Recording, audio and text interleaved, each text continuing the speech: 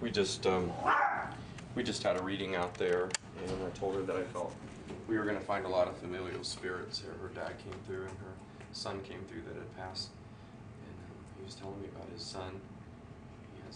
She has a grandchild that she doesn't see, and he, I think, is a big influence here, and he visits her often.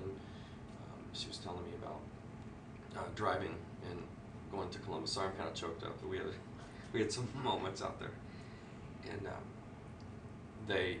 she relived stories, and they laughed together. And he was telling me about how he used to put peanut butter in the dog's mouth and then watch them lick it out. I thought there was a video of it, and she doesn't know, but I think there might be something, pictures or something. But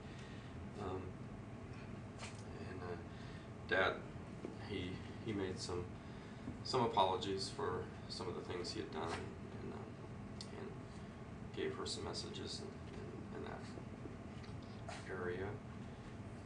Mom's got some issues with dementia, and Dad is with her now, kind of holding her hand at times, and they're reliving the good times that they spent together, not the bad. And Mom is also doing that. She's kind of back in her memories at times with him. And I think she also has some issues with her hip, and I think some possible surgery coming up. And but one of the major players here, I think, and I told her that when she moves, they'll continue to follow her, as she has a lot of family that will be involved with her when she moves, and there's been a lot here, and she confirms that she does feel that a lot. And I think a lot of the things that have happened here are just them trying to let her know that they're around, and that they want to still stay connected in her life. He gave me a little snippet of something that's kind of on the back of his tombstone, and that's a good validation for her that he's still, around in her life. And he almost told me word for word some of the things that were written in a poem that we put on the back of his headstone. He told me how he passed, and that was hard. And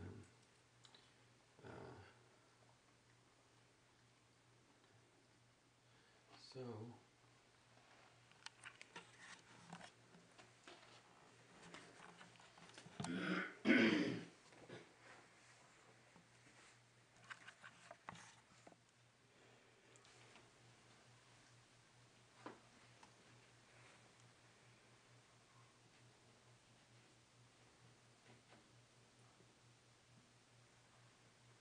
Did you used to have like video games and stuff in here? We actually have them right there, and a stand right here. But trying to think. In here? Oh, you had them there. Okay, I was gonna say. This used to be a shelving unit over here and over here, and we took those out, and the kids stored their Sega Game Gear. Your son tells me this was like an area that he was in a lot, and I saw video games. You said Sega stuff was over there? Yeah. Okay. And it's just on the shelf. Okay.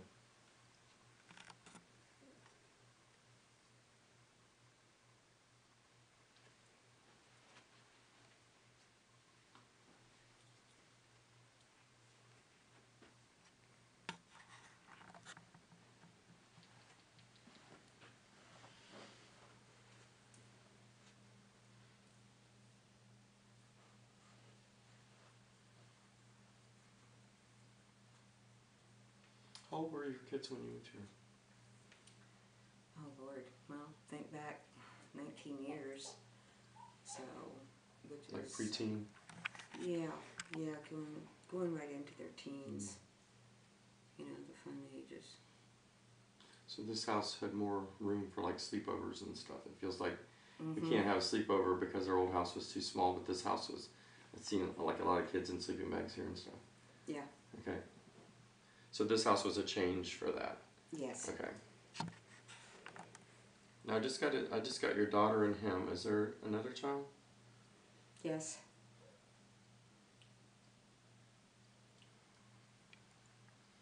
Another girl? Yes. Okay. And she's not passed? No. Okay. And that's it? No. There's more? Okay. Yes.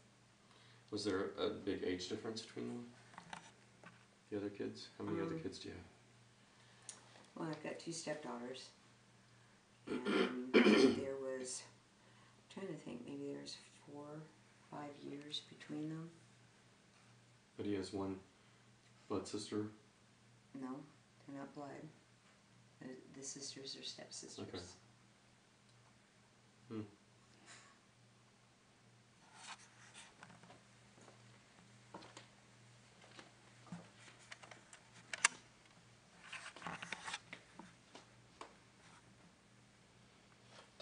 Did your... I heard, I think, wasn't this the house that the realtor ran out screaming? Okay. Yes. Was this something in this room that scared her? No. I don't know exactly what room. I believe it was upstairs. One of the rooms upstairs. But you're not sure? No, I'm fairly sure. Okay. I felt like somebody's showing somebody running up these steps.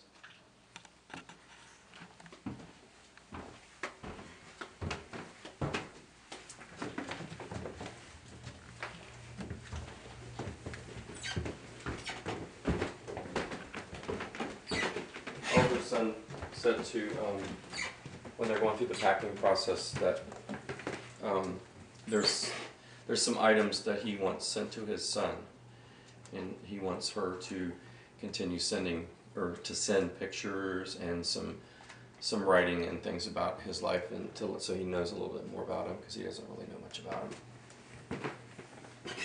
He's kind of getting at that age where he wants to know about his dad.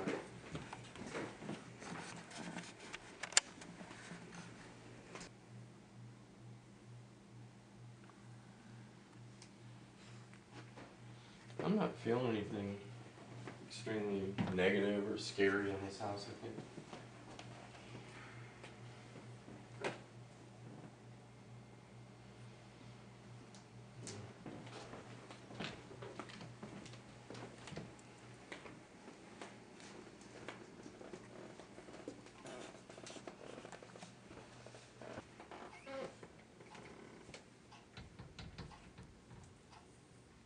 Closet door.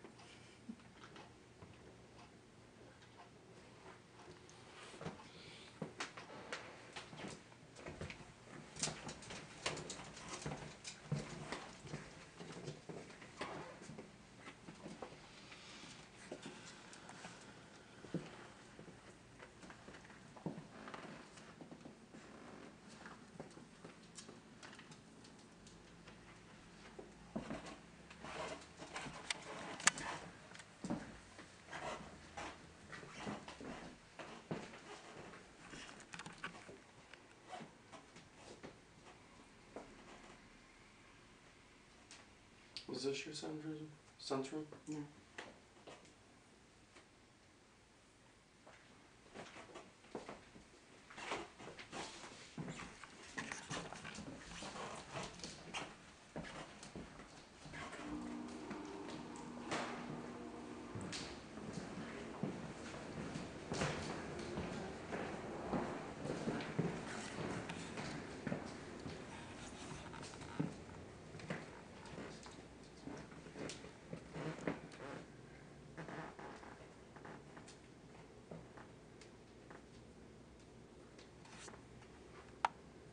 He's not telling me which one.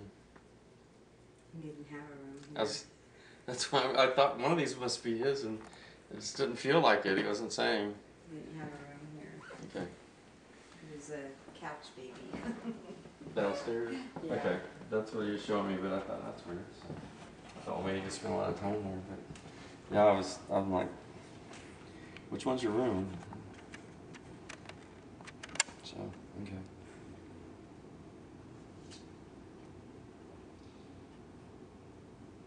When I was coming down the hallway, I probably should give this back to you. That's probably one of the reasons. I was starting to get some previous owner energy. Do you know any of the history of the house, the previous owner? We knew the previous owner. Their daughters went to school with our daughters. That was all we really knew. They weren't like besties or anything. Mm-hmm.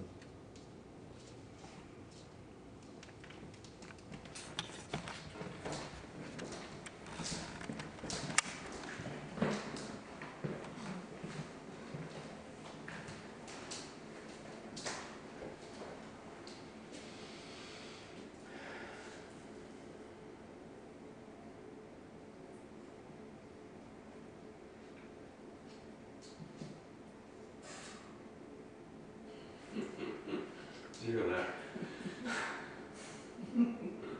That's Charlie.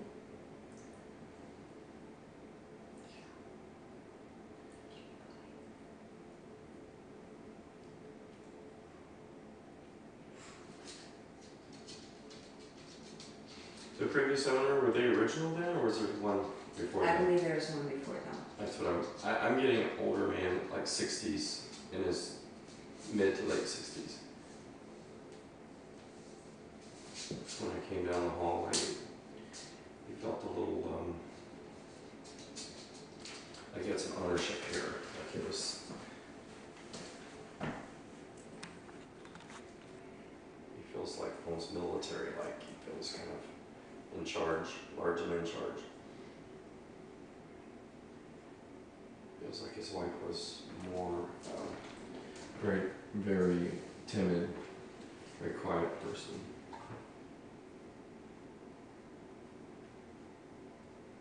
But I feel both of them have passed. I think they do behavior. I think you could be a little intimidated at times.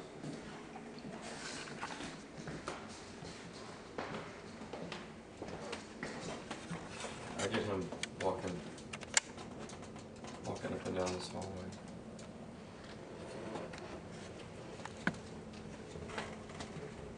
Ooh.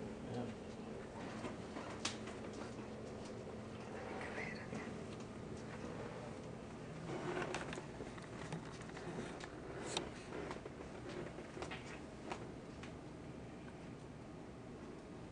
Did you do a lot of the renovations yourself? Yes. Because he's saying there was nothing wrong with the house. Okay.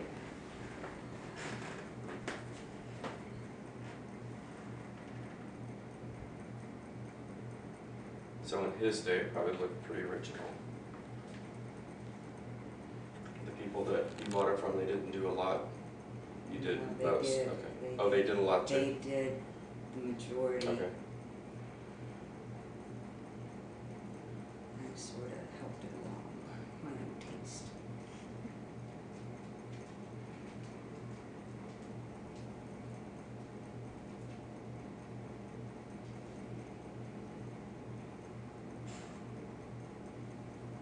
It's almost. It feels like he's almost active seasonally. Like there's certain seasons that he's more active than others. I don't know why. That's an odd thing for him to say.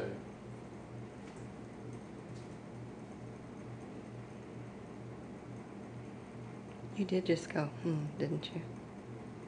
Very lightly. Yes, I think I did, and my hip cracked. That's me. I just heard, I thought it was a female. So make sure it was you.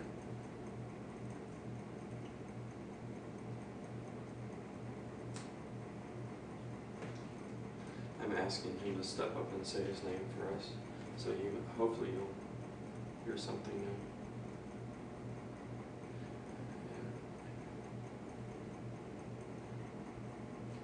On my terms, he says.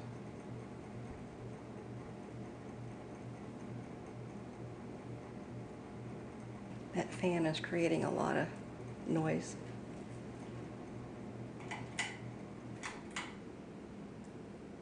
Thank you. You're welcome. I feel like this was more the hub out of the house when they were here than the downstairs.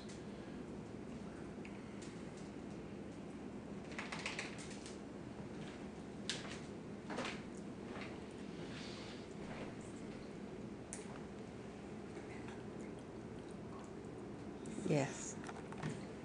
Do you know if this used to be just a small deck? Yes. I see him smoking out there.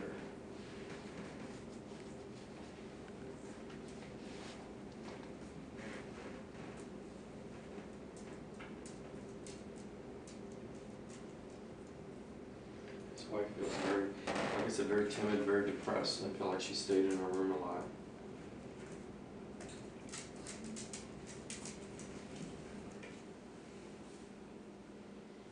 Them visiting this home wouldn't be a positive thing, you know, like a lot of times when people pass, you know, they visit where they used to live, and it's a positive thing. That's, to me, that's like heaven, you know, because then they come back and relive experiences. But I don't feel like the experiences they lived here was good. I think it was negative, and like I said, to feel she was very oppressed and very depressed, and so if he comes back, which I think he does often, and I think he's here a lot, I don't feel like he's earthbound. So I don't feel like, I feel like he just comes because he, that doesn't make sense either. He wouldn't have those negative feelings if he was.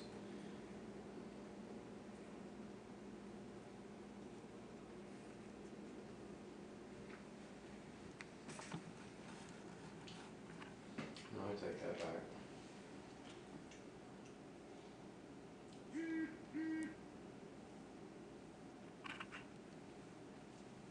Was that? That was my phone. Okay. So take that back, because he's just like, I'm not going anywhere. And that's not something someone would say if they'd crossed. They would visit a location just, you know, to enjoy seeing it again.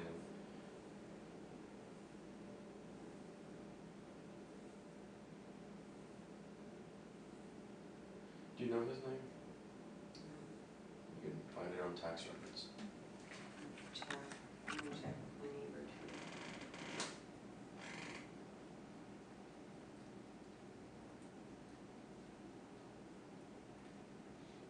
I'm hearing Ed. I don't know.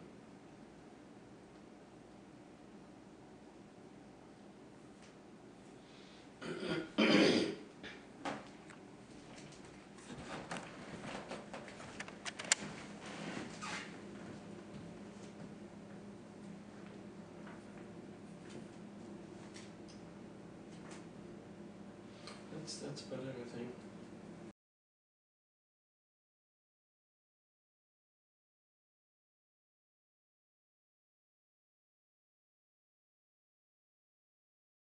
Well, I guess, well, it's starting here. This is kind of one of the things, the areas where we started, so let's kind of work our way through, I guess.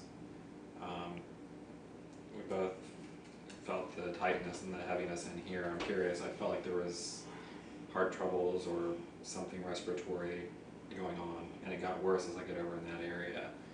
I don't know if that's relevant at all, or, but it's very heavy in here for some reason. Should I tell him about that night? Well, before you tell him, Garry also stood here and felt somebody out here smoking Okay.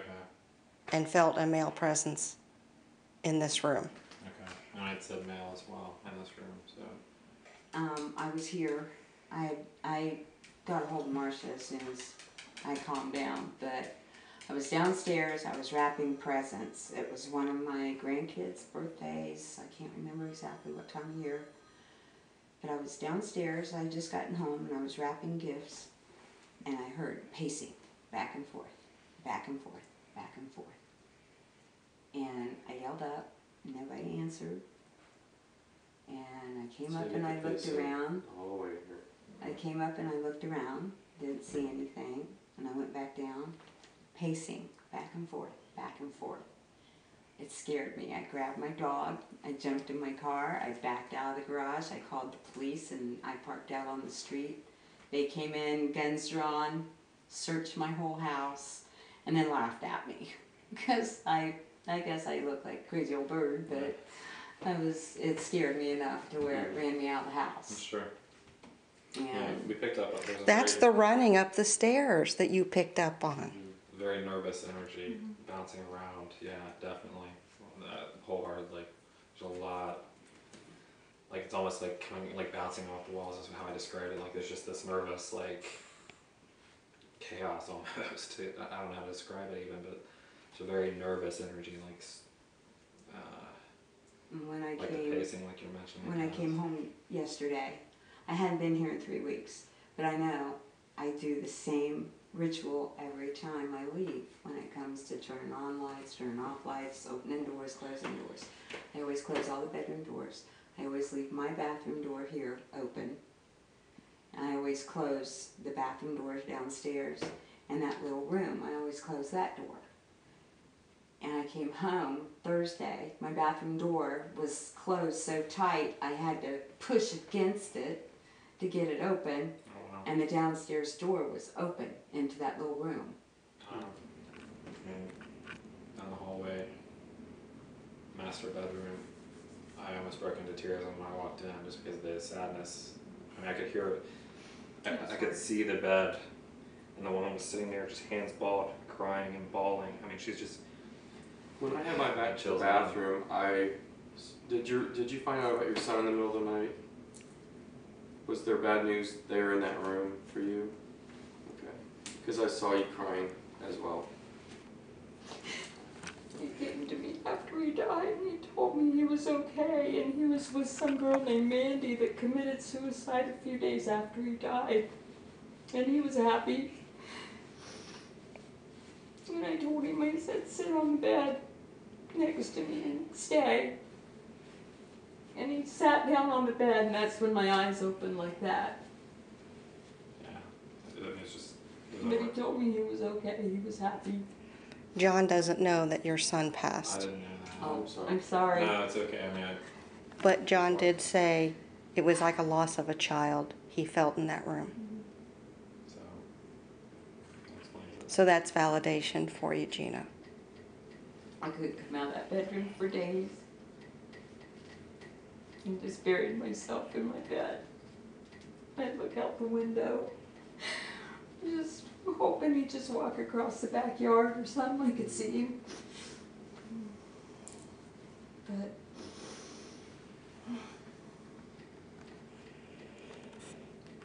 you know, I stayed in that room for days and days and days.